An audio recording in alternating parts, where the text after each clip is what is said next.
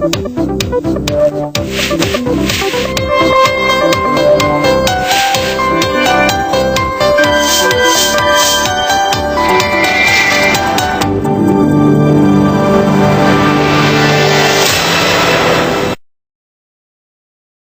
kandidato.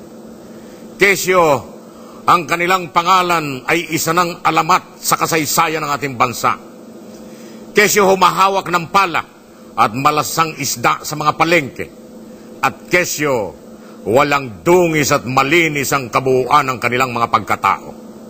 Ipabayaan na natin sila. Talaga namang ang eleksyon sa ating bansa ay punong-puno ng kasinungalingan. Tuwing ikatlong taon, nagiging mapula ang hasang ng print, radio, and television. Ang iba naman, with or without elections, pumapaimbulog pa rin sa tugatog ng tagumpay. Sadyang nakatutulig na ang mga political jingle sa radio at television ng ilang mga kandidato. Pero wala tayong magagawa. Karamihan sa kanila ay hindi pa masyadong kilala.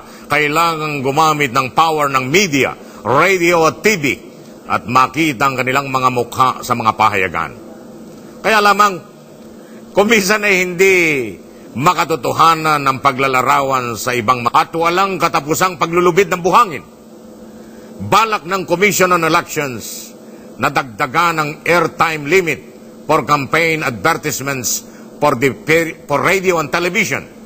Sa ilalim ng Republic Act number 9006, o ang tinatawag na Fair Election Act, ang bawat kandidato ay binibigyan lamang ng cumulative airtime na 120 minutes for such advertisement during the campaign period.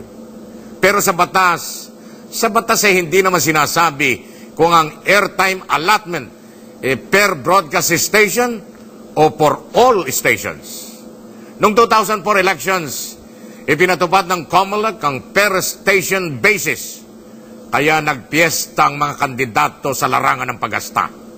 Ngayon naman ay may panukala na gawing per station at per region basis para naman magkaroon ng parehas na exposure ang mga kandidato. Tinatayang aabot sa 45 million ang bilang ng mga botante sa eleksyon sa Mayo 14. So, ibig sabihin, ang isang independent candidate ay pwedeng gumastos ng 132 million pesos sa kanyang kampanya. At ang mga kandidato naman sa ilalim ng isang political party, pinahihintulutang gumastos ng hanggang 220 million pesos. Ito pa mga kapatid ay para sa mga national candidates. Ang sabi ng isang radio TV executive, sana ay dagdagan ng COMELEC ang airtime limit para naman tayo makabili ng mga bagong transmitters. Sa milyon at bilyon na gastos tuwing tayo ay magkakaroon ng eleksyon, dapat lamang na madama ang isang matapat na serbisyo publiko mula sa mananalong mga kandidato. Serbisyo muna ang kailangan bago bawiin ang mga nagasta sa panahon ng eleksyon. Ito po ang inyong lingkod, Rafael Dante Cruz. Editorial ng Bayan! Editorial ng Bayan! Hatid sa inyo ng Minola Cooking Oil, a quality product of the CIIF Oil Mills Group.